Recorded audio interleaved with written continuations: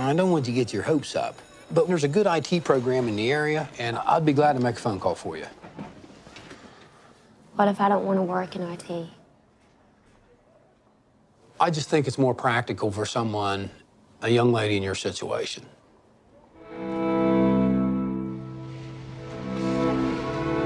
You ever looked around this town? The manufacturing drying up left and right. What's going on? They closed us down. You get a front row seat to how the world works. I don't need some professor of sociology quizzing me on life below the poverty line. It's just smart to hear, trust me. What does that mean? It means here, at least you can see the top. Oh my God. What? You just got into college. Have a life here. That's some life here, huh? Move fast, follow the wires. Modern day gold mines. Sounds illegal. You know, I'm not slow, honey. I know what you've been doing. What about the police? Please ask questions. You stay in this town because you're scared. Scared to call them, scared to leave. You stay here because you're weak. Rather work line 4 than die over scrap. Stop! Hey, get in.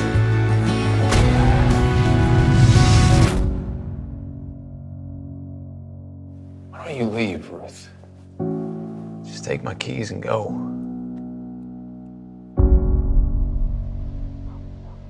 Hello, everyone. Welcome to Cherry the Geek TV. I'm Joe Vanourney. Our guest today, Jessica Barden, you know from her Netflix series, The End of the Effing World, as well as films such as Hannah and The Lobster and Pink Skies Ahead. Her new film, Holler, opens up in select theaters and on video on demand on Friday, June 11th. And she's with us today. Jessica, welcome to Cherry the Geek TV. Hi, thank you so much for having me. You're welcome. Let's talk about Holler. What was it about the role of Ruth and the film Holler that interested you in this role? Well, Nicole Riegel, the director, is originally what attracted me to the role because she was introduced to me as a director that was going to make me work harder than anybody else that I worked with. And, you know, they sold this movie to me as something where it was like going to make me or break me. And I was like, well, I would like to rise to the occasion. So, you know, it was Nicole through and through. And, you know, I read the script and she reminded me so much of the character. And, you know, I was obsessed with it. You filmed the movie on location in Southern Ohio, where Nicole grew up. It's a semi-autobiographical film. She wanted to set the film in a lower class, working class factory setting. You filmed it in the middle of winter, in the middle of all these industrial areas and scrap metal yards. What was that experience like filming in Ohio? It wasn't just the middle of winter, it was the middle of the polar vortex. You know, it was serious. People were becoming ill in it. And we were just on day one. And it was really crazy, but honestly, it was cool. No one got sick. No one was hurt. It was a crazy lesson in like what you can survive. Like the human body is incredibly resilient. I don't know if that's what SAG want us to learn from making a movie, but you know, I felt like a great person for experiencing this, and it definitely immersed us in the world of Holler, and probably didn't really have to act a lot in some of the scenes. What was the hardest, probably most challenging part of filming Holler? Was it the polar vortex? Was it the scrap metal? There's a scene in the movie when Hark sees us stealing from his scrapyard, and everybody that watches the movie will comment on that scene and they're like, whoa, that scene looked so cold. And I'm like, yes, it was. Like, that was so difficult. That really was like the eye of the polar vortex day, because we were also like completely outside. That was really, honestly, it was the hardest thing that I've done, because it was so cold. Like, we shouldn't have done it, but we did it. You couldn't see anything. I was like, I have no idea if I'm acting because I can't see anything. The cold was blinding, and that was the hardest day for sure. And I think I know the answer to this question. The most fun day. It's kind of your character's kind of struggles. It has internal and external struggles that's keeping her from escaping and going into the world and attending college. But there's a scene where she gets to let loose Rollerblading. and go roller skating. Is that the fun day? That was the best day. And also, I wasn't like a child, and we rollerbladed the entire filming day. So, I rollerbladed for like 13 hours straight and was destroyed the next day. You can't rollerblade for 13 hours, but that's what I did. And everyone was like, Jess, you need to like come back. And it was so fun. I loved it. How you see her laughing, like that was really me. It was so fun. So how much you looking to make? More than $50. I like her. I get a few construction gigs here and there, I but need nobody's extra hiring. scrappers, not raccoons, okay? Yeah, we're more than cans and bottles, sweetheart. You ever looked around this town? Manufacturing, drying up left and right, leaving behind old buildings that are just rotting away. We scrap the metal and we sell it to China straight from the yard. Now, I'm talking modern day gold mines. $7 grand a month between the two of you. Sounds illegal. Well, you didn't have a problem with that a minute ago, did you? We'll think about it. You got a wonderful cast that you work with in this film. Your brother Blaze, played by Gus Halper. You have a really close relationship with the brother, and that's one of the things that keeps Ruth from wanting to leave.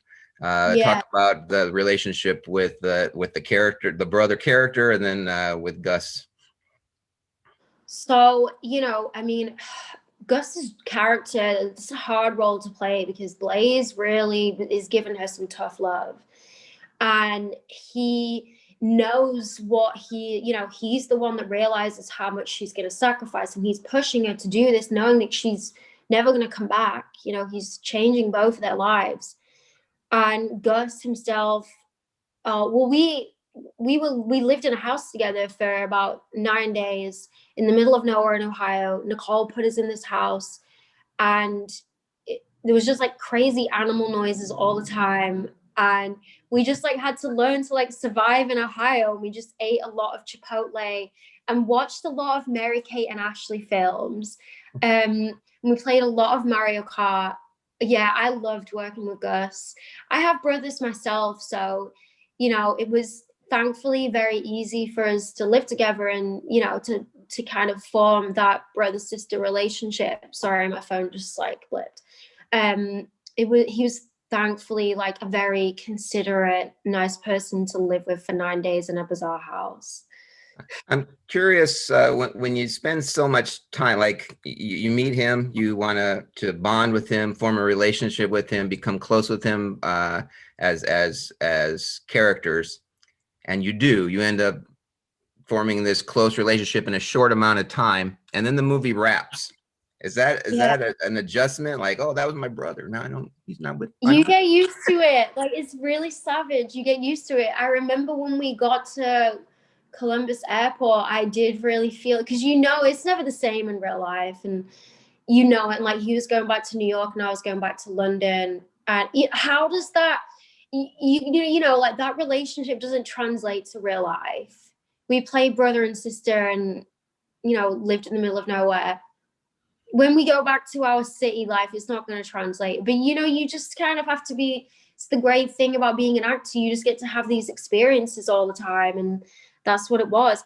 Gus and Austin are working together now on a show, but I'm not going to say what show because I don't want to get in trouble. But like they're working on a show together, and I feel really envious. We had a great time. Talking, of course, about Austin Emilio from the Walking Dead universe. Yeah. Your boss that gives you the job as a scrap metal employee. He's fantastic in the film.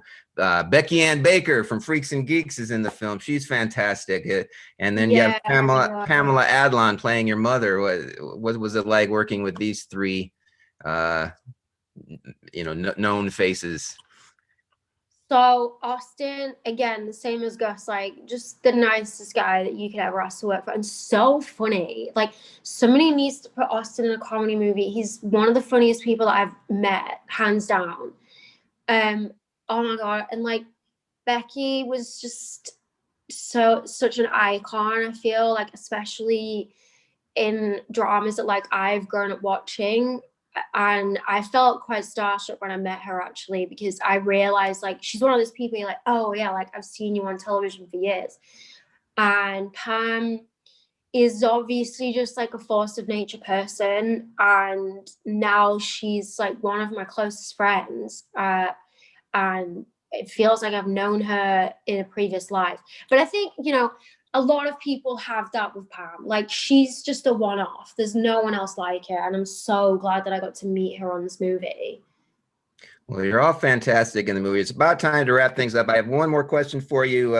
You've been working for you're so young, but you've had this long career where you've played many roles in many film and television projects. As you're nearing the end of your 20s, what is your dream role? What is it that you hope to?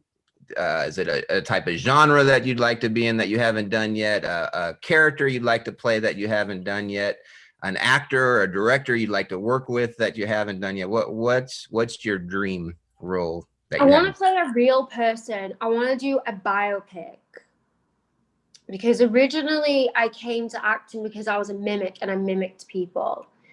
I want to play a real life person, and I love old Hollywood. I can't do Judy Garland because somebody else already did it. I'm not even going to attempt to say that I could play Elizabeth Taylor because I just don't belong to that face. Like I'm not that attractive. But there is somebody there has to be somebody that I could play. I would love to do a biopic from, just like, and I would love to play an icon. I would love to do it. It's such a challenge. Well, I have a feeling we're going to see you someday playing the unknown icon at some point. We wish you luck. The film's called Holler. Comes out June 11th. In select theaters and on video on demand, and it's a wonderful film. And Jessica Barden, you're fantastic in it. Thank you so much for chatting. Thank you so much. Thank you.